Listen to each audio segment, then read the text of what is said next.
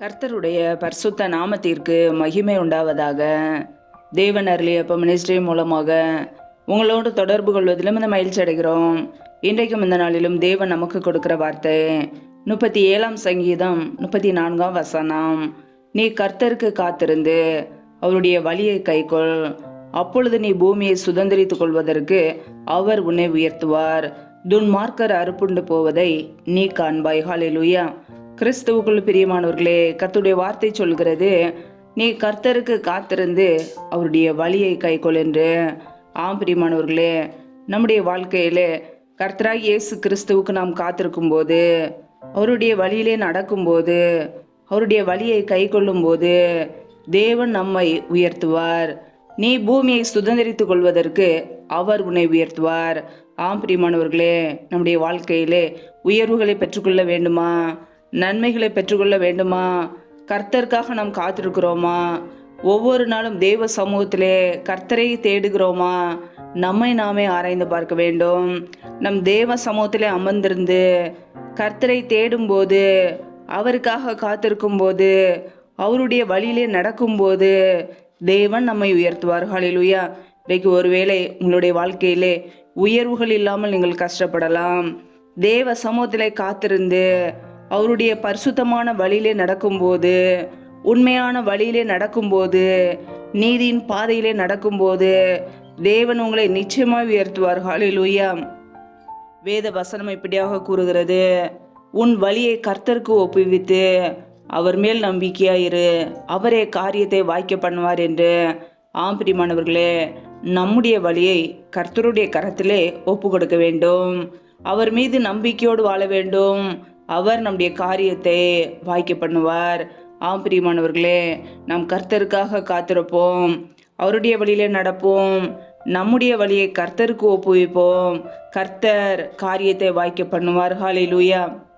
துன்மார்க்கர் அறுப்புண்டு போவதை நீ காண்பாய்.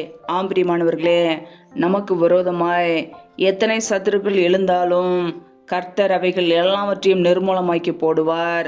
நமக்கு விரோதமாய் யார் எழும்பினாலும், நம்முடைய உயர்வுக்கு விரோதமாய் யார் எழும்பினாலும் அவர்கள் அறுப்புண்டு போவார்கள்.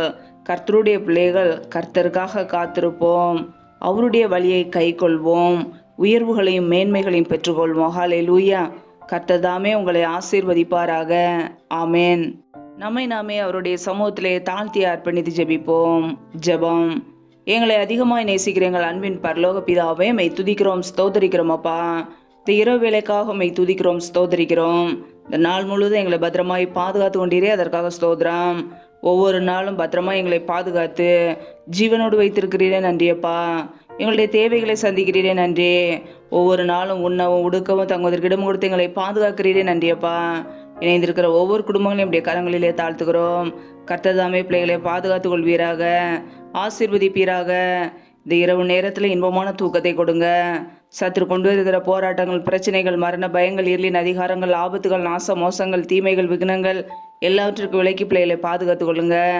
யாரெல்லாம் வேலை இல்லாமல் கஷ்டப்படுகிறார்களோ, பிள்ளைகள் படிப்பு கேட்ட நல்ல வேலைகளை ஏற்படுத்தி கொடுங்க. எந்தெந்த குடும்பங்களிலெல்லாம் கர்ப்பத்தின் கனிக்காக காத்திருக்கிறார்களோ, என் தேவன் அந்த நன்மையை கட்டளையிடுங்கப்பா. ஆசீர்வதிங்க, பலப்படுத்துங்க. உம்முடைய கரங்களிலே தாழ்த்துகிறோம்.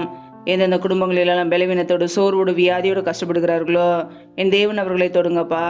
இப்படியே சுகமாக்குங்காரம் பிள்ளைகளை தொட்டு இப்பொழுதே சுகமாக்கட்டும், விடுதலையாக்கட்டும். பலவீனத்தில் இப்படி பலன் பரிபூரணமாய் விளங்கட்டும். இப்படி நன்மையினால் நிரப்புங்க. யாரெல்லாம் கடன் பிரச்சனையிலே, உபத்திரத்திலே, கண்ணீரோடு வாழ்கிறார்களோ, என் தேவன் கடன் பிரச்சனையிலிருந்து விடுதலை கொடுங்கப்பா. கையின் பிரயாசங்களை ஆசீர்வதிங்க.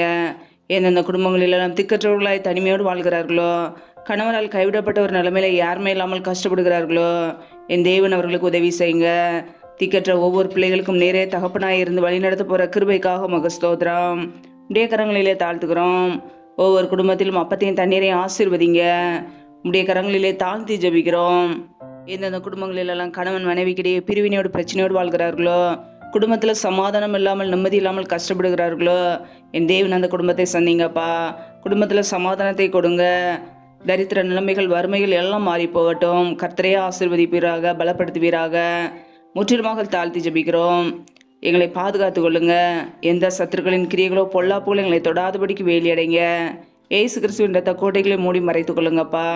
எல்லா துதிகன மகிமையெல்லாம் ஒருவருக்கே செலுத்துகிறோம். இயேசு கிறிஸ்தின் மூலம் ஜெபிக்கிறோம் ஜீவனுள்ள நல்ல பிதாவே, ஆமேன். கர்த்தர் தாமே உங்களையும் உங்கள் குடும்பங்களையும் ஆசீர்வதிப்பாராக. ஆமேன். Thanks for watching. Please subscribe our channel. Click the like and share. Click the bell. God bless you.